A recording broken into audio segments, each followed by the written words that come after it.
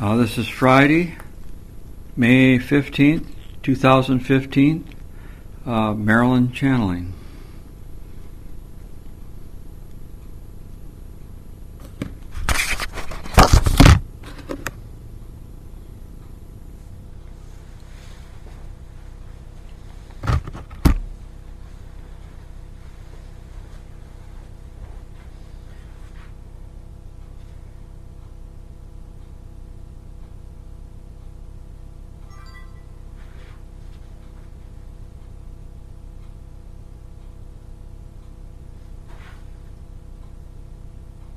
How do I know if it's running? There's an indicate, the red dot. There's a little red square, the square around your head. Well, it says recording on the screen.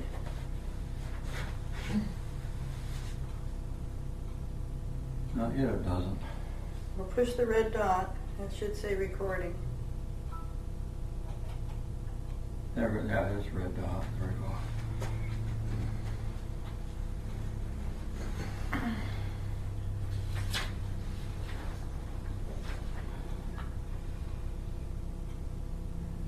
Okay. Father, Mother God, thank you for this opportunity to gather together in the name of the Christ, to witness this interface between our physical world and the spiritual world. Let's join together in the Lord's Prayer using trespasses. Our Father, who art in heaven, hallowed be thy name. Thy kingdom come, thy will be done, on earth as it is in heaven. Give us this day our daily bread, and forgive us our trespasses, as we forgive those who trespass against us. And lead us not into temptation, but deliver us from all evil. For thine is the kingdom, and the power, and the glory, forever and ever. Amen. We surround ourselves with the holy, divine, white Christ light of the great white brotherhood, and ask that none shall manifest unto us, except those of the highest, the truest, and the best. In the name of Jesus the Christ. Amen. And Selah, Selah, Selah. Selorium, Selorium, Selorium. Pax vobiscum. There is the light of God on the path. So mote it be.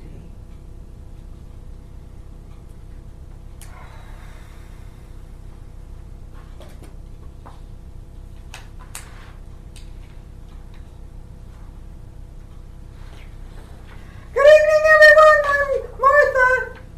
Good evening, Martha. I am so glad you all are here. It's been a long time since I've seen you two gals. So I'm glad to have you here tonight. Thank you.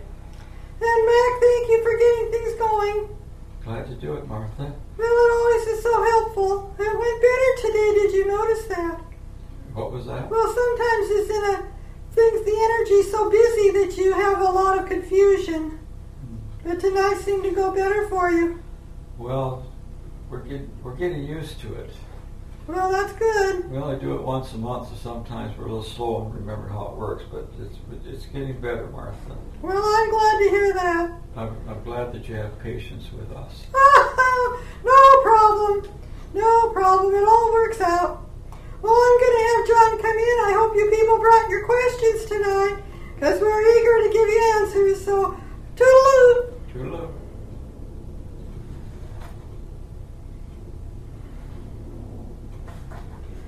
Good evening. I am John the Divine. Good evening, John. I'm glad to be here, and I want to welcome everybody this evening, and so glad you're here today, and that this has been a lovely day. I hope you enjoyed the good weather. Loved it. Well, there's more to come, and it'll just get better, because as the earth is changing and all things are changing, the best is yet to come. So just plan on some wonderful weather coming your way. And I know today that some people have some questions, and if you are eager to share your questions. I'm sure that we can give you some answers.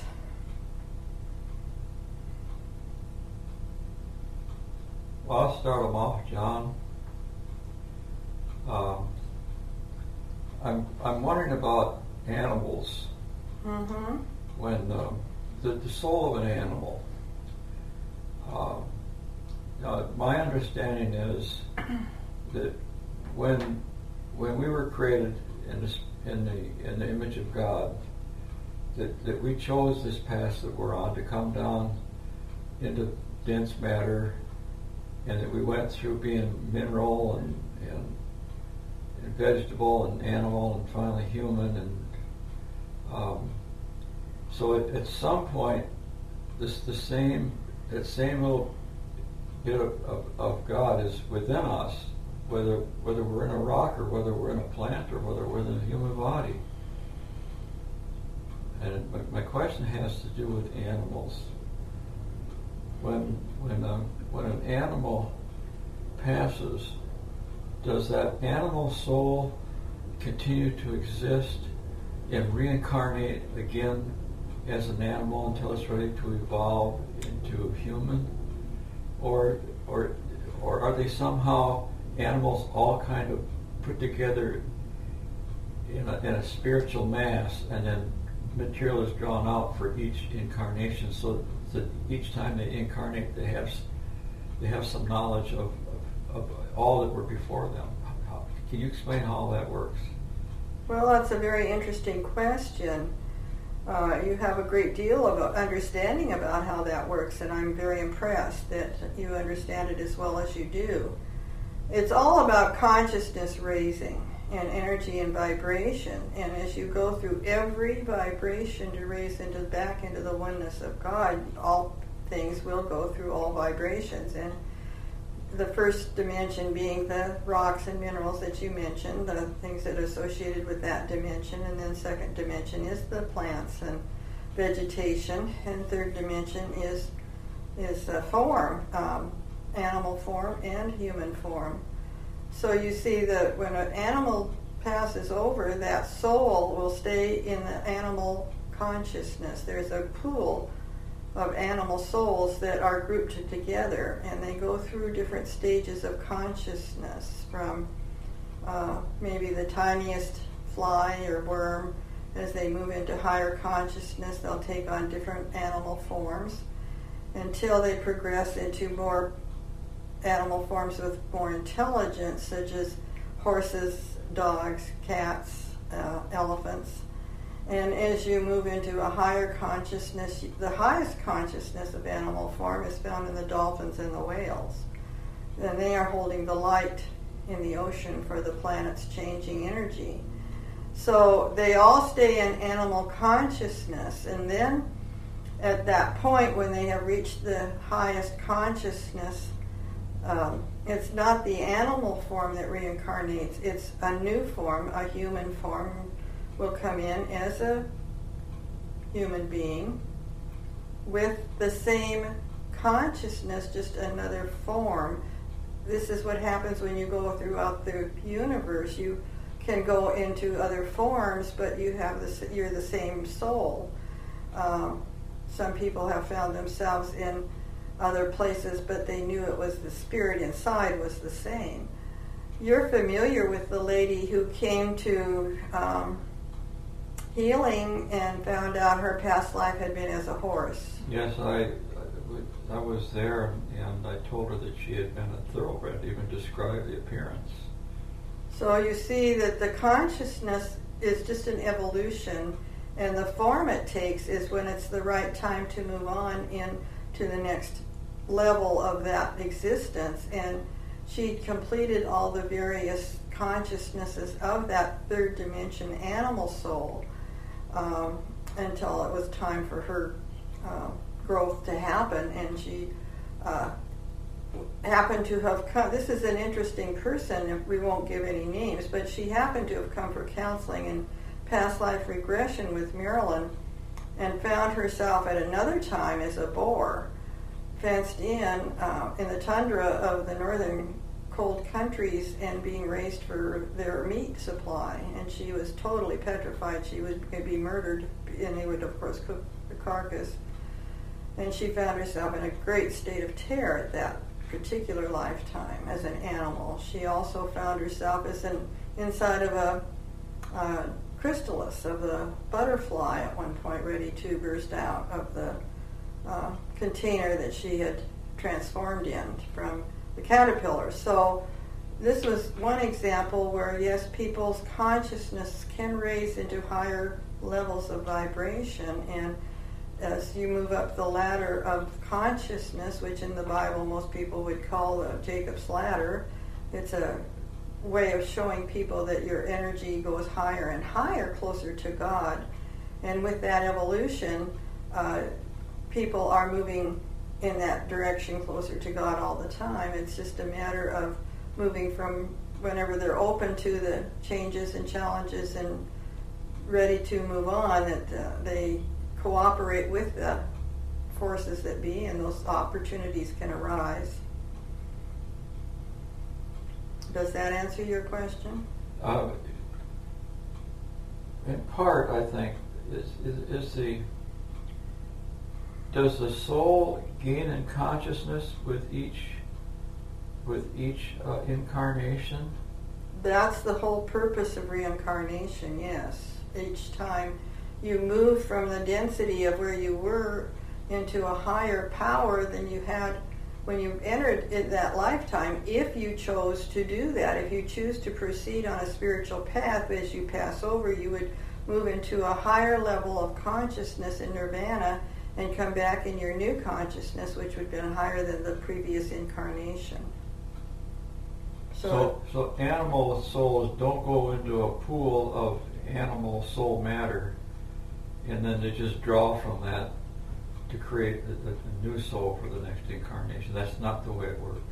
Their soul stays an animal soul. It's the consciousness of the soul, and it's a little difficult to explain. That answered my question. Oh, okay. That's what I was wondering. All right. Yes. Yes. Okay. Very good. And who has another question? Can I ask a question of something personal about myself? Oh, you certainly may. Can you tell me what I need to do to further my development, my spiritual and psychic development, and where you see me going next with that? Well, that's a very good question. St. Germain is coming in with a lot of information tonight that will help you and advise you in that situation. But where you personally are handling that situation, you're making very good progress. Your angels are standing around you saying, well, she's a real eager beaver and she's going for it and she's happily pursuing things in a better way all the time. So they see you as, you might say, self-correcting, and you see things that aren't going like you really want them to, that you're willing and open and able to redirect your thinking or your feelings so into a way that is more productive of what you truly want. And they're saying so many people do not really have the idea they can even do this. So they are saying that you are on a higher level than the majority of people. You've been making good progress, and they're really pleased that you are taking such good responsibility for your life.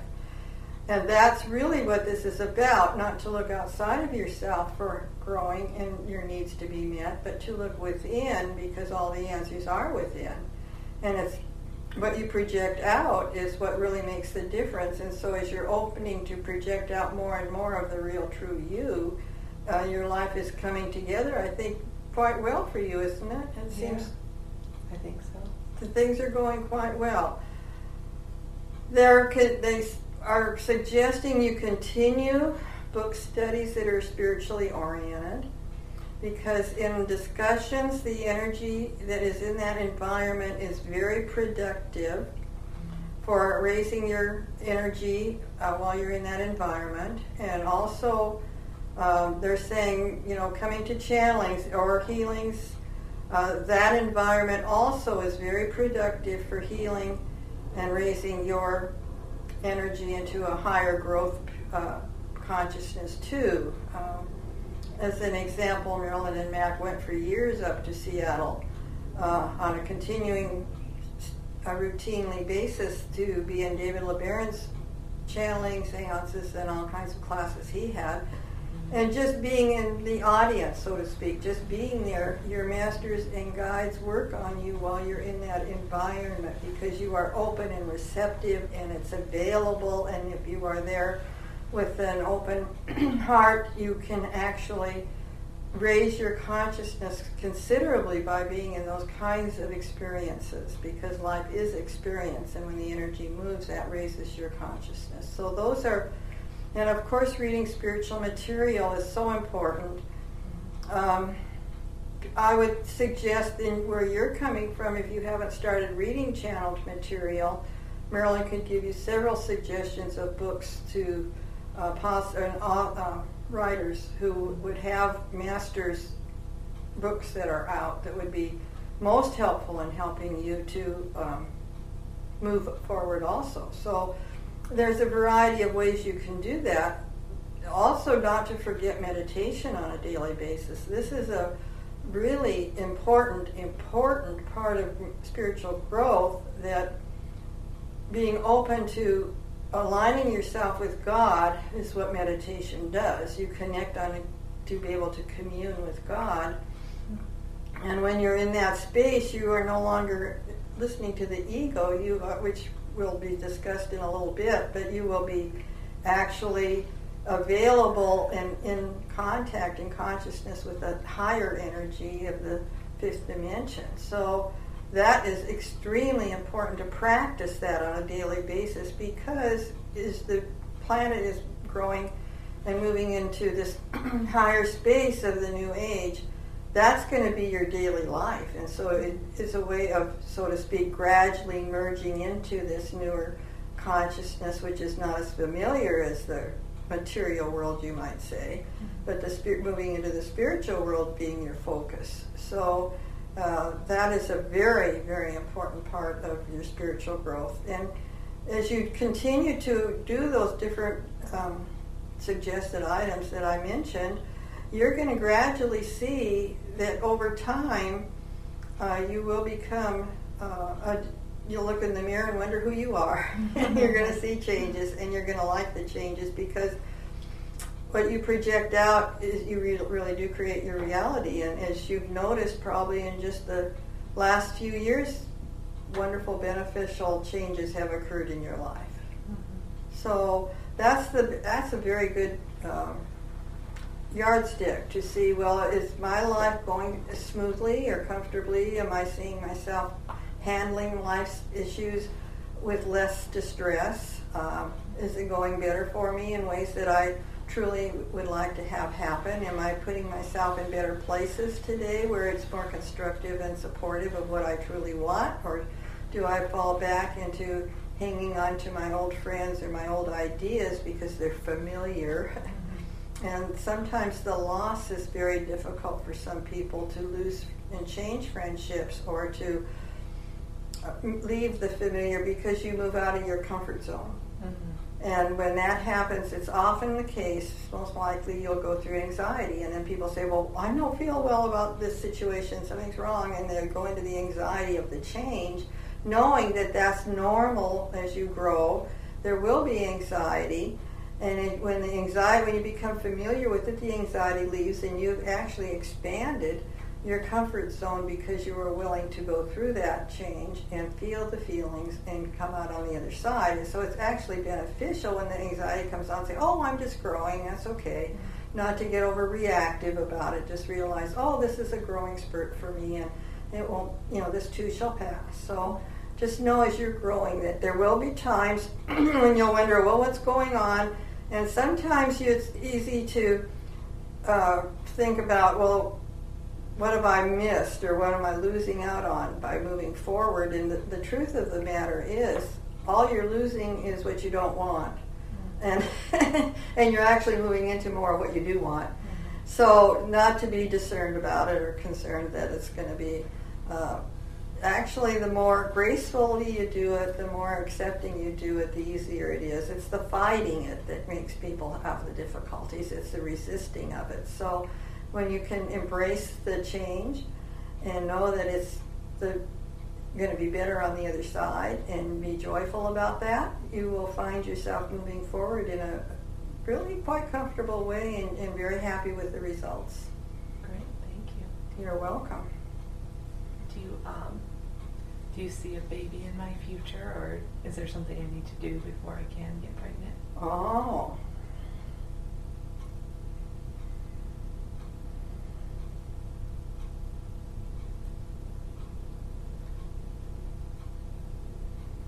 Yes, I see a soul that wants to come in. May I make a comment, however?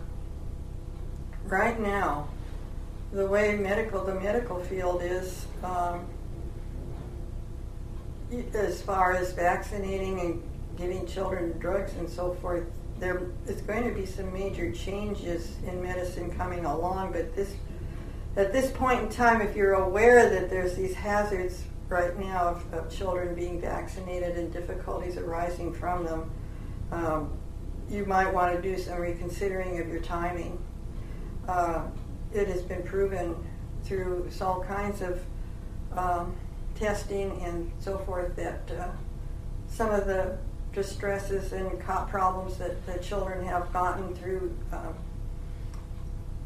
the unnecessary vaccinations, etc., that are given have caused problems like autism and difficulties similar. So, and there's no legal recourse at this point. The government has claimed that the losses were so tremendous that they closed the books of people being able to sue anyone for damages. So the drug companies have become untouchable, you might say, if anything went wrong. So just, through prayer and trusting God, and if you feel like this is a good time for you, what some of the information that's coming later tonight, just keep your faith in God that all things will work for good, and that the more a child and the family can embrace loving emotions and attitudes and atmospheres, the better it would be, because the toxins can be released through prayer, and there are ways that you can kind of go around the problem, but just be aware that you need to be alert. So I would suggest that you do take a look at that and methods of being able to hopefully divert those kind of things if you, whatever your timing is, and how that is going to be part of your experience to know what you're getting into at this point. It's not very supportive of children right now as far as how the situation in the health field is going. As maybe you're not aware, but things like this is going on all the time in the medical field. They needed a market for Ritalin, so they invented HDAD. It was not even considered a problem for years and years. So, because it's just a behavior situation acting out from dysfunctional families, but they decided to drug it because they needed a market. So just beware that the medical profession doesn't necessarily have the answers they think they do. Thank you. You're welcome.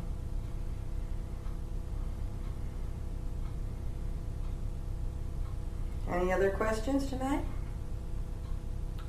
I have a question. All right. Am I picking up negative energy from people that I'm trying to help? Is it okay for me to go around people with negative energy to try to help them? Or is it affecting me negatively? Do you feel it's affecting you? I don't feel like it's affecting me. Then you're very fortunate, because what you're doing is you're detaching. You have a very, very powerful spiritual energy in your soul, in your essence. You have developed a strong, strong faith, and when you know yourself and then you're empowered, being around those people it doesn't have to necessarily affect you. It's a matter of, are you going to let it affect you? And in your case, you don't want it to affect you, and that is the best attitude to have. So often people don't realize they can protect themselves from that energy, and one way to do that is if you're in a situation where it's negative energy of the people in the environment and you are maybe feeling down that day, not quite as up as you'd like to, one way to do it is to visualize a cylinder around you that's maybe several inches thick of lucite. You can look out of it. Maybe you're old enough to remember the old commercials for Crest toothpaste, and they had a lucite wall that was bulletproof, and it supposedly was stopping tooth decay if you used their toothpaste. They were equating it to this lucite bulletproof wall of protection. And you can put that lucite wall as a cylinder around you, and you can see out, but their energy can't come in.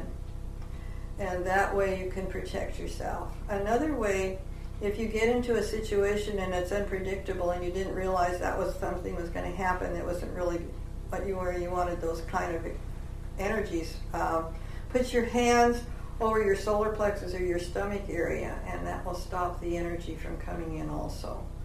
So you can just immediately put your hands over your stomach area and midsection and stop that energy. Or as Marilyn, before she went to the play last night, she put a lucite cylinder around her, knowing what the topic of the play would be, and it could very easily touch many, many buttons of her past. So she didn't want to lose her sanity and serenity, and continue to reinforce that she was being protected by this lucite cylinder around her. So, and it was very effective. She was able to walk away much better than she did from some place earlier a couple weeks ago that did touch those buttons. And so there are ways to protect yourself if you get yourself into a spot where you aren't really up to, having your most empowerment that day. Everyone has, some days are different than others. So yes, dysfunctional people can really, really cause a difficulty in your life if you allow it to drain your energy. The trick is just not to play their game and stay in your true energy. Thank you. You're welcome. Any other concerns tonight? Can I ask a question about Arnold? Oh, you certainly may.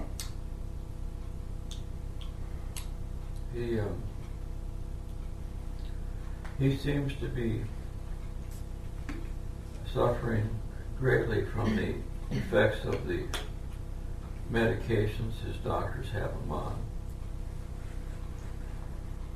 We can see it in his skin. He's got raw sores, and inside I have no idea what's happening. But he seems to be unable to focus. He can't complete sentences. And from his actions, it almost seems like he's losing his will to sustain his life. I feel it's the medications that's doing all this. And so I've been trying to help him by getting his body to take that part of the medication that's not good and eliminate it, and take that part that is good and helping and enhance it. But I don't know if this is effective. Is this helping, or is it not making any difference? Or well, it definitely is helping because it's prolonging the situation, and so he is getting more benefit than what a typical person would receive from that medication. It is taking away the toxicity, and so therefore he is less toxic than someone else in a similar predicament would be. I feel I need to tell you a little bit about Arnold's history. He has some certain mental mindsets that are working against him. And he was not able to adjust them and change them to be in his benefit. He could not address those issues on a subconscious basis and change that energy. So much of what is going on with Arnold is it's like a self-fulfilling prophecy. He wanted out of having to experience those detrimental, traumatic situations. And so his ailments and concerns, it's part of his plan to leave this earth in this situation, that he was not able to deal with those situations, and this is part of his plan and leaving. And you're helping him to do it in a little less difficult way. It's a little more comfortable for him if you're not being so poisoned with the medicine. And so you are assisting and helping him have an easier passing, you might say. That's what it looks to me like. He's in the final stages. Right. And it has to do with his script and what he couldn't face in this lifetime to deal with. He'll need to continue working on those issues at another time where he can actually transform the energy into solution with loving answers to resolve it, so that he is no longer in the old mindset but has moved above that into a resolved situation where it's no longer in his energy. And he'll be back to do that. Joanna talked about some of these things. And she tried to help Arnold as far as some of what she referred to as the feminine energy influence that came through his mother. And some of it was quite negative, apparently, and she tried to help him through some of this. And she said someone needs to help him with the masculine part of the problems that he had through his father. And she asked me to do this, but I don't quite know where to go. Well, he's at a stage where he's gone to be medicated so he doesn't have to face them. And so it's possible to change the energy when you're drugged, but it's much more difficult, very, very slow. And the person has to be so open and eager and ready to do it that they'll, so to speak, go through anything. And he's dodging that, Mac. There's nothing you can do. He hasn't changed his mind to say, I want to live and I'm willing to look at those things. And until he has that agreement with himself to say, I'll be okay if I look at these things, they aren't going to be as difficult as I think they are, which they're usually way overblown in your imagination. The ego makes sure of that. So he's still seeing it from an inflated point of view that to him is very negative and scary. And so it's not likely anything you could do at this point would change that. Thank you. We'll just try to visit him and know that he's loved.